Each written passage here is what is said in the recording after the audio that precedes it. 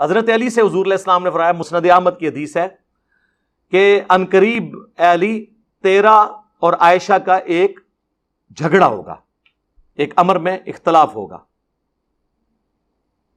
تو حضرت علی نے فرمایا میں تو بڑا بدبخت ہوں گا، پھر کسی بھی کامل الایمان مومن کو یہی کہنا چاہیے کہ میں حضور کی بیوی کے ساتھ جھگڑا کروں حضور کی وفات کے بعد، مجھے تو ان کا کفیل بننا چاہیے۔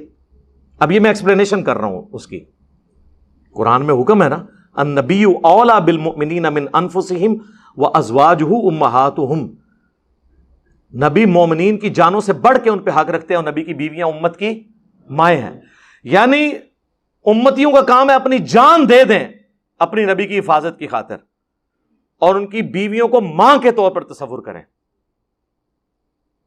بہت بڑا درجہ ہے۔ حتیٰ کہ سورہ احزاب میں آگے چل کے آیا کہ کوئی شخص بھی رسول اللہ کی وفات کے بعد ان کی بیویوں سے نکاح نہ کرے، اللہ کے نزدیک یہ بہت بڑا جرم ہے۔ مائیں ہیں قانوناً، حقیقی نہیں ہے، حقیقی مائیں ہوتی تو ان سے پردہ نہ ہوتا۔ امہات المومنین سارے صحابہ سے پردہ کرتی تھیں سوائے اپنے محرم رشتوں کے، ماں وہ قانوناً ہے۔ وہ جو دوسرے والے رشتے ہیں نا اس طرح کی نہیں ہے، ٹھیک ہے۔ تو اب حضرت علی کو یہی کہنا چاہیے تھا، اس میں الفاظ ہیں اشقاہم، میں تو بڑا بدبخت ہوں گا۔ آپ مجھے ایمانداری سے بتائیں، کسی شخص کو بدبخت کہنا، بد نصیب کہنا، یہ بڑا جرم ہے یا ظالم کہنا بڑا جرم ہے؟ بدبخت، ظالم تو کسی ایک معاملے میں ظلم کہتے ہیں کسی چیز کو اپنی اصلی جگہ سے ہٹا کے دوسری جگہ پہ رکھ دینا، اسی لیے شرک کو بھی ظلم کہا گیا کہ آپ کسی مخلوق کو اللہ کی جگہ پہ رکھ دیتے ہیں اور اللہ کو اس کے مقام سے نیچے لا کے کسی مخلوق کے ساتھ کر دیتے ہیں تو اس کی جگہ سے ہٹا دیتے ہیں۔ ہر گناہ ظلم ہے۔ تو میں نے اس کے لیے اردو میں ایک سوفسٹیکیٹڈ ورڈ ڈیوائز کیا، کیونکہ میں جب احادیث کے ترجمے کرتا ہوں تو با محاورہ کر رہا ہوتا ہوں، باللفظ نہیں کر رہا ہوتا، ورنہ آپ لوگ پھنس جائیں گے۔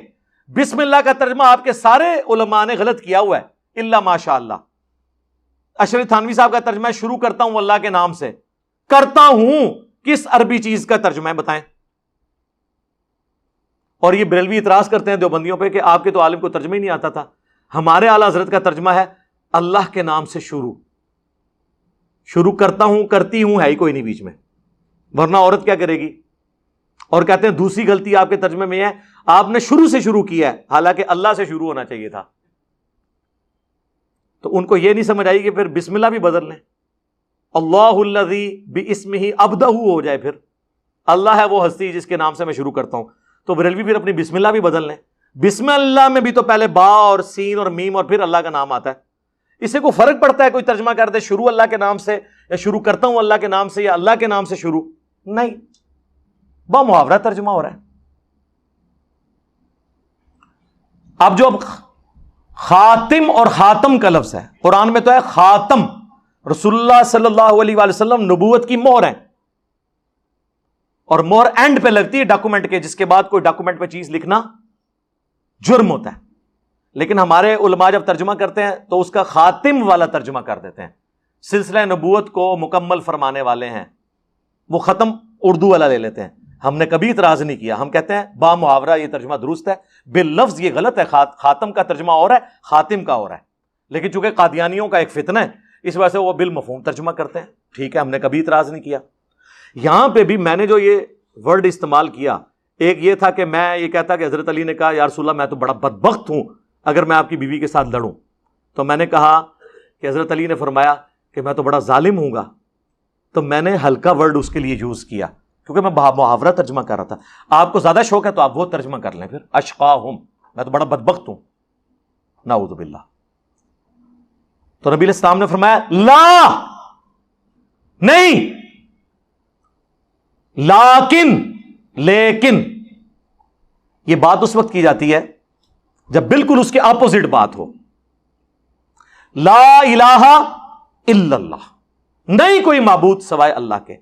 جب حضرت علی کہہ رہے ہیں کہ میں حضرت عائشہ کے ساتھ جب جھگڑا ہوگا تو میں تو بڑا بدبخت ہوں گا، یا ہلکے الفاظ میں بڑا ظالم ہوں گا، تو حضور نے فرمایا نہیں، لیکن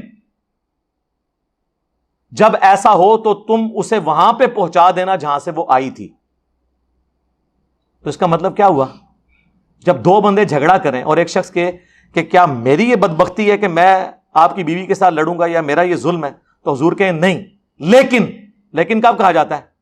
جب وہ معاملہ دوسرے کی طرف پلٹ رہا ہو. تو اردو میں زبان میں ایسی بات ہوتی ہے. اور اگر آپ کے دونوں ٹھیک ہیں تو وہ جو 10,000 بندہ جنگ جمل میں مرا ہے اس کا خون کس کے سر پہ تلاش کریں؟ دنیا کی کسی عدالت میں آپ کیس لے جائیں اور آپ کہیں جی مارنے والا بھی جو ہے اور مرنے والا بھی دونوں حق پہ ہیں، کو مانے گا؟ جبکہ حدیث ہو بھی موجود ہو کہ میری بیوی کا کیا حال ہوگا جب کتے اس پہ بھونکیں گے. اس حدیث کو شیخ زبیر لذیذ صاحب نے صحیح کہا، ویڈیو میں ریکارڈڈ ہے. شیخ البانی نے صحیح کہا، آج تک کسی نے اس کو ضعیف نہیں کہا. اور یہ صحیح حدیث ایک سناؤں، نبی کریم صلی اللہ علیہ وسلم فرمایا تھا کہ میری بیویوں میں سے کون سی بیوی ہے جس پر ہواب کے کتے بھونکیں گے؟ صحیح ہے یہ. جب عائشہ صدیقہ اپنے ساتھیوں کے ساتھ لشکر کے ساتھ جا رہی تھی ہواب سے، تو وہاں کتے بھونکے بہت زیادہ. یہ غیب کی خبر پوری ہوئی، ثابت ہوئی. اس لیے ہم کہتے ہیں کہ نبی کریم صلی اللہ علیہ وسلم کو جو اللہ نے غیب بتایا تھا وہ جانتے تھے وہی کے ذریعے. تو عائشہ صدیقہ نے پوچھا یہ کون سی جگہ؟ فرمایا یہ ہواب ہے. انہوں نے کہا فرمایا مجھے تو حدیث یاد آ گئی، میں واپس آنا چاہتی ہوں.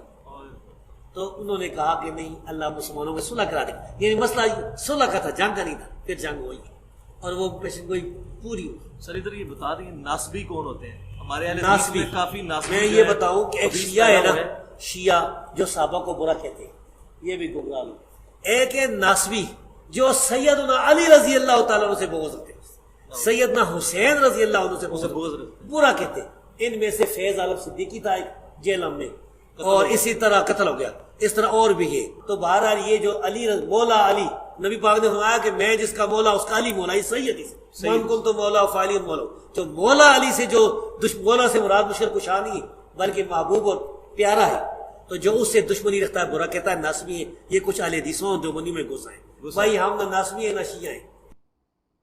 اب بعض ناسبی جو ایسے بھی جان چھڑا رہے ہیں، وہ تو خیر مسلم شریف کی حدیث 240 علی سے محبت نہیں رکھے گا مگر مومن، علی سے بغض نہیں رکھے گا مگر منافق، اس سے بھی آنکھیں چرا رہے ہیں. لیکن ان کو پتہ لتر پڑیں گے عوام سے، تو اس لیے نہ اس کو نگل سکتے ہیں نہ تھوک سکتے ہیں.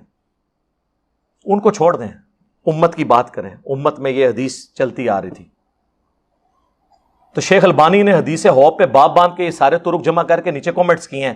وہ کہتے ہیں مجھے سنیوں پہ حیرانگی ہوتی ہے، حالانکہ خود سنی ہے، کہ شیعہ تو 12 اماموں کو معصوم مانتے ہیں اور سنی سارے صحابہ کو معصوم مانتے ہیں. اور پھر آگے وہ کمنٹس کرتے ہوئے کہتے ہیں یہ کیسے مان لیا جائے ایک جنگ جس میں ہزاروں لوگ شہید ہوئے ہیں اور ہم کہتے ہیں کہ دونوں سائڈیں درست تھی. یہ ماننا پڑے گا کہ حضرت علی اور ان کی جماعت حق پہ تھی، مخالف جو ہے وہ خطا کے اوپر تھے. اور اس پہ انہوں نے پھکی کتنی بڑی دی. انہوں نے کہا سنیوں تم سارے صحابہ کو معصوم مانتے ہو، شیعہ پھر بہتر ہیں 12 کو مانتے ہیں. پھکی دی ایک سنی نے، اور عام سنی نہیں، سعودیہ کا محدث اعظم اور اہل حدیثوں کا اس دور کا امام بخاری. اہل حدیث کہتے ہیں جی 2 اس دور کے بخاری ہیں، ایک عرب میں شیخ البانی اور عجم میں شیخ زبیر علی زئی، اور دونوں جو ہیں وہ اس حدیث کو صحیح کہتے ہیں. زبیر علی زئی صاحب سے تو میں نے ویڈیو میں ریکارڈنگ کروا لی تھی اس کی کوسچن آنسر سیشن میں ساتھ بیٹھا ہوں. شیخ البانی نے چھوڑا ہی کچھ نہیں ان کا. اس لیے میں نے کہا تھا جب البانی کے بارے میں ان کو پتا چلے گا. پھر اس دور میں شیخ البانی شیخ زبیر علی زئی صاحب کے بعد زبیر علی زئی صاحب کے ایک بڑے شاگرد غلام مصطفیٰ زئی صاحب جو ہمارے جیلم شہر سے ہی ہیں، انہوں نے باقاعدہ حدیث ہواب کے دفاع کے اوپر پورا السنہ رسالہ میں مضمون لکھا ہے. ان کا حدیث بالکل ٹھیک ہے، اور شیخ البانی کے کامنٹس ورڈ بائی ورڈ نقل کی ہیں کہ ہم صحابہ کو معصوم نہیں مانتے، غلطی ہوئی ہے، لیکن ہم کہتے ہیں ان کی غلطی اجتہادی ہے. اس کے بعد شیخ البانی وہ کہتے ہیں کہ جی وہ پوری زندگی روتی تھی اپنی اس غلطی کے اوپر. ٹھیک ہے، اور المصنف ابن ابی شیبہ میں موجود ہے، بخاری میں بھی کچھ حصہ ہے، مجھے میری سوکنوں کے ساتھ دفن کرنا. اور مصنف ابن ابی شیبہ کے تو الفاظ ہیں، میں نے حضور کی بعد وہ کام کیا، نیا کام، میں اب اس کے لیے بدعت کا لفظ نہیں بولتا احتراماً، جو مجھے نہیں کرنا چاہیے تھا. ظاہر قرآن میں حکم ہے نبی کی بیویوں گھروں میں ٹھہری رہو. اسی لیے دیکھیں حضور کی کوئی بیوی بھی ان جنگوں میں شریک نہیں ہوئی. ان کو پتا تھا کہ ہمیں حکم ہے، حضور کی زندگی میں حکم ہے کہ ہم نے گھر سے باہر نہیں نکلنا. اور پھر حضرت عائشہ پوری زندگی اس پہ شرمسار تھیں.